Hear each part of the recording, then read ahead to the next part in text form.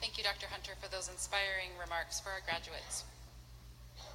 Next, I will be introducing the faculty speaker who is selected by the graduating medical school class to provide final words and advice and wisdom before you enter your next phase of your personal and professional journey in becoming a physician. But before I do that, I want to highlight a very special person in the School of Medicine community, someone who served in the school for 39 years, beginning in 1975, when he joined the faculty studying the complex relationships between hormones and cancer. Dr. Edward J. Keenan served as the Associate Dean for Medical Education at OHSU for 14 years, and he had a tremendous impact on thousands of medical students and faculty. He was a beloved teacher, scientist, and educator. He left his role as Associate Dean in 2008 to become president of the Foundation for Medical Excellence, where he continued his efforts helping students and physicians do their best work, focusing on wellness and professionalism in the complex healthcare system we live in today. Ed passed away suddenly on August 14th, 2014. We all lost a truly amazing human being, colleague, master educator, leader, and friend that day. We have named the faculty speech in honor of him, and so I would now like to introduce the speaker for the Edward J. Keenan Faculty Address for MD students. This year, the graduating student class of 2017 has selected Dr. Alicia Moreland Capuya. Dr. Moreland Capuya is the co-founder of the Capuya Foundation. She earned a BS from Stanford University and an MD from the George Washington University School of Medicine. She then came to OHSU to complete her residency training in psychiatry and a fellowship in addiction medicine. Dr. Moreland Capuya is currently the executive director of the OHSU Abel Gordley Center for Healing and an assistant professor in psychiatry at OHSU. She holds several distinct honors, among them being the first African-American native Oregonian to become a licensed and board-certified psychiatrist.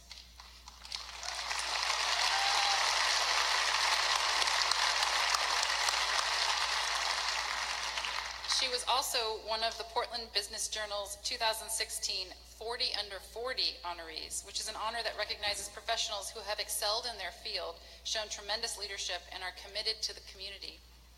Frequently tapped to advise on matters of medicine, public health, and education, she serves on several boards to include Prosper Portland, formerly known as the Portland Development Commission, Oregon Historical Society, I Have a Dream Oregon, a recent appointee to the Oregon Health Policy Board Healthcare Workforce Subcommittee, a former mayoral appointee to the Community Oversight Advisory Board, which is a board that oversees the Department of Justice's mandated reform for Portland Police Bureau, and is a former appointee to the Governor's Council on Alcohol and Drug Abuse Programs. An acclaimed leader and speaker, she lists her greatest accomplishments as that of being a wife and mother. I am so pleased that the medical student class of 2017 has selected her to be their faculty speaker today. Please welcome Dr. Alicia Moreland Capuya.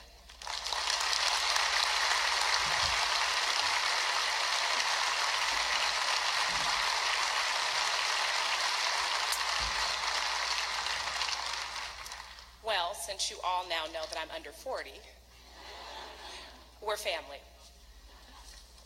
I am exceptionally honored to be here with all of you today, bearing witness to this very significant professional milestone. And I do not take it lightly that you invited me to join you in this celebration. So I want to say congratulations to the class of 2017.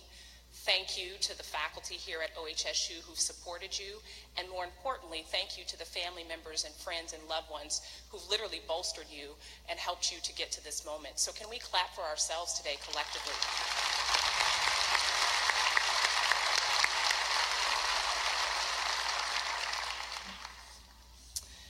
So I was standing out in the hallway and Dr. Snyder said to me, well, you were invited to do this, and did you ever question saying no? And I kind of looked, and he said, well, you couldn't really ever turn down the invitation to come speak at a graduation. I said, I dare not, because it's such a fantastic class. So thank you again. I am incredibly, incredibly honored. So today, I invite each of you to recall the moment that inspired you to embark upon the journey of becoming a physician. I want you to remember the experience the cause, the feeling that compelled you, that motivated you to make the decision to pursue medicine? If we are really being honest, that was such a sweet, soul-fulfilling moment. It marked a time in which we, collectively, the universal we really were cloaked in hope, optimism, and excitement. That essence, that hope, is something that you wish to hold tight. You see, you entered medical school as whole people, W-H-O-L-E. That's how you entered. When we all entered medical school, we took an oath. Do you remember that oath? Do you know what we said? Do you remember the promise you made? We made a promise to first do no harm. And it's very interesting because I wanted to kind of tackle this a little bit today. Many, many physicians have written about this promise that we made. I almost want to pick up the mic and just sort of work the audience like Oprah, but I'm going to just look at you anyway. But many physicians have written about this, and one is Dr. Smerling, a Harvard physician, and he wrote this interesting piece about this promise that we made to first do no harm. And according to Dr. Smerling, the Hippocratic Oath, which is attributed to Hippocrates, first do no harm actually isn't a part of the Hippocratic Oath at all. Did you all know that? Small fun fact. It actually is from another one of Hippocrates' works called Of the Epidemics. And here's what it reads.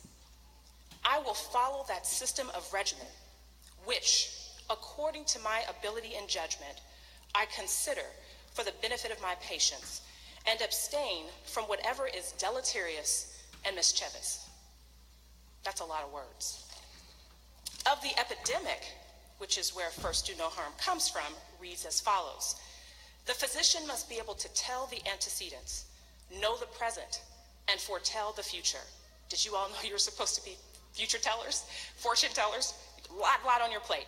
But it also further reads, must mediate these things and have two special objects in view, which with regard to disease, namely to do good or to do no harm. Now, however you choose to interpret this, the point is, we as healers took an oath. In doing so, we made a promise to do good and do no harm. Now, I think we do an amazing job of applying this to patients. But as healers, did we ever make that promise to ourselves? In other words, did we make the commitment that we would do good and do no harm to ourselves as we endeavor to optimally serve others and the world around us?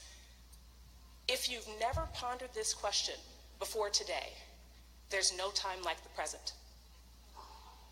When you entered medical school, each and every one of you were sons, daughters, mothers, fathers, husbands, wives, cousins, citizens, artists, musicians, writers, athletes. You serve this nation in our services, in our armed services. As a matter of fact, it was your multifaceted, multidimensional prowess that made you very attractive medical school candidates to begin with. I don't want you to forget that. Now, medical school training is an amazing experience, and it is also challenging. As you move closer to becoming, there is a laser beam focus, rendering it easier to lose sight of all the things that sustained you and motivated you up to this point. Audre Lorde wrote this, I find I am constantly being encouraged to pluck out one aspect of myself and present this as a meaningful whole, while eclipsing or denying the other part of self. So in other words, Audre Lorde is warning us against choosing one way to be. When we do this, she argues, and I agree, we deny the whole, W-H-O-L-E, of who we are. You see, the goal of medical training and residency training should be to maintain who you are. Medical and residency training programs should place special emphasis on assisting trainees with this level of self-care and preservation. We live in dichotomous states. Many of you have learned this, that you can be utterly succeeding in one area of your life and failing in the other, but as long as the trajectory is up, it's all good, right? That's life. But when you feel burdened by the beautifully and uniquely challenging journey of medicine, at least you can fall back on the other amazing things that you are. You see, my greatest hope for you is that if you've misplaced pieces of who you are along the journey, take pause, search, rescue, and retrieve them. Get back to being a sister, a mother, a daughter, a friend, a cousin, an artist, because this is going to be critical for the next leg of your relay. The pursuit of being must be intentional.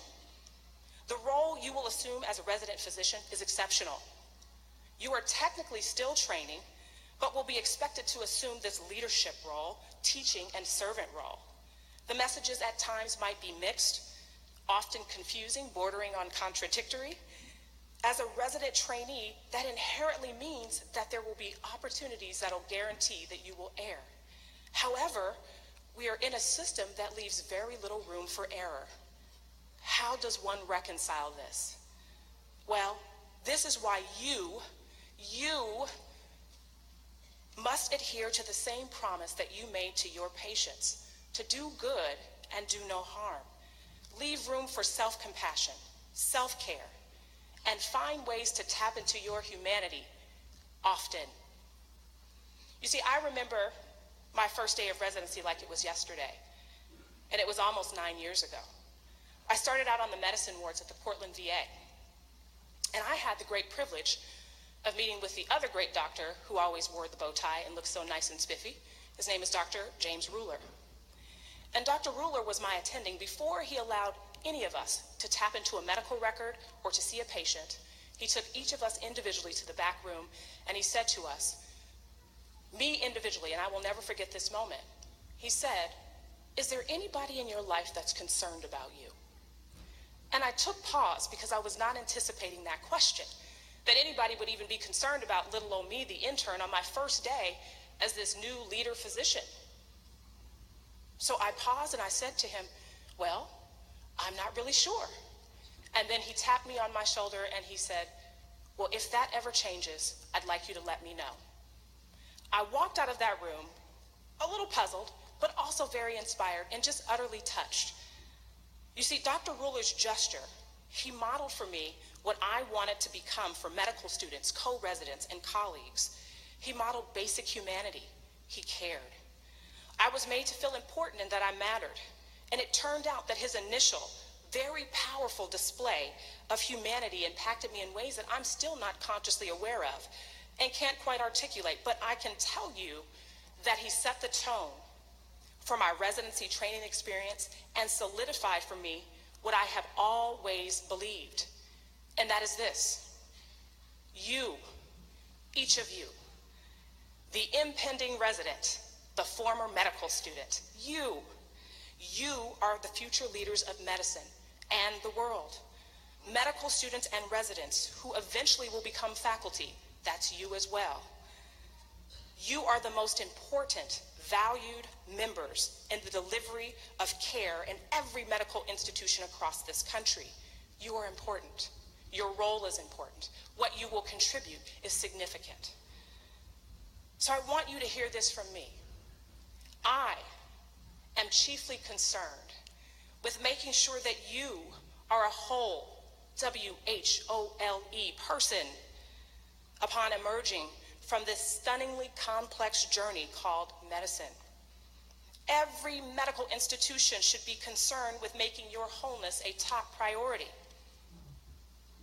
Now, they gave me 5 to 7 minutes, so I'm going to close this way. I want to leave you with a few thoughts. I want you to think about Dr. Ruler, and don't forget his basic example of humanity. Dr. Ruler inspired me to be better. My hope is that you will be, for medical students and other trainees beneath you and above you and beside you, what Dr. Ruler was for me. Additionally, I wish that the faculty you work alongside with, wherever you go across this great nation, will value you as whole people. And when all else fails, and there's no one there to encourage you, and you're left to encourage yourself, because Rest assured, there will be a few days that you will have to encourage yourself in ways to reconstitute from the struggle and the challenge, which is real. I want to leave you with a few words of a song that has always encouraged me. Now, who votes that I sing it? No, I don't. You don't even know what I'm going to sing yet. Okay, no, it's okay. But this song has really encouraged me, and it's became a sort of a personal anthem. And I would encourage you, if this is not your song, I encourage you to find your song after tonight, if you have not yet already. But I'm a child of the 80s. I loved Whitney Houston. And her, oh yes, and you guys can probably recite some of these words that I'm about to say. One of my favorite songs was The Greatest Love of All. And I'm just going to do a little bit of the chorus. I don't have my piano player or my backup here today. But the words are as this. I decided long ago never to walk in anyone's shadow. If I fail, if I succeed, at least I've lived as I believe. No matter what they take from me, they can't take away my dignity. Why? Do you guys know this part? Because, who knows the song? Because the greatest love of all inside of me. And it's a powerful song when you think and you reflect on the words, because you see, this is indeed how we do good and first do no harm to ourselves. We may actually literally have to love our own selves to wholeness. So with that, I wish you all the love and joy as you prepare to run the next leg of your race. Be well, and thank you.